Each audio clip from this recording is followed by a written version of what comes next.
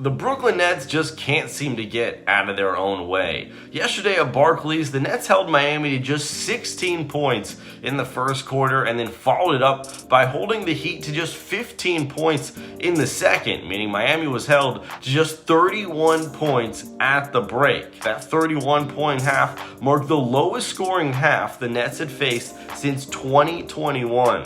But even with a dominant 14-point halftime lead, when the second half got underway, both teams looked completely different. Miami had a bit more energy, Brooklyn slowed down shooting-wise, but the main difference was the defensive effort that held Miami to 31 in the first half simply wasn't there in the second.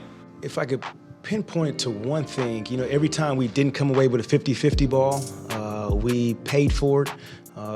For example, the one at the end, probably 40 seconds ago, there's a loose ball and Hero ends up shooting a three. But I thought overall, using our practice days pretty wisely, I think we scrambled for each other tonight to keep this team under 100 points with overtime. Shows our capability. But you give them credit for continuing to just play. The way they responded in the third quarter was a big momentum shift for us. But we responded. So overall, some really good things, especially when you shoot 12 for 55 from three and have a 1-point game. Hope we don't go 12 for 55 again. Miami began the second half on a 12-2 run, and after that, pretty much the whole game, they were in it.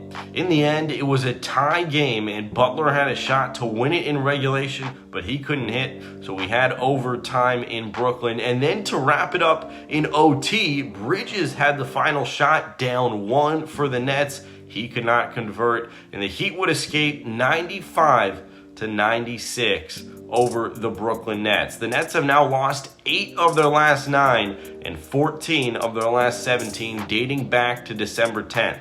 And this time around, the scrutiny in the post-game press conference surrounded Jacque Vaughn's decision to not call a timeout for the final possession in OT and just let it play out. Here's Cam Thomas on that final play. Just flow.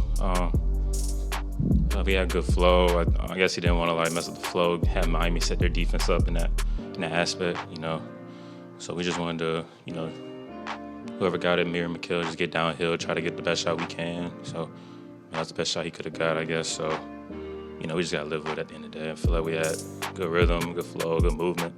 But, just didn't come out with a win.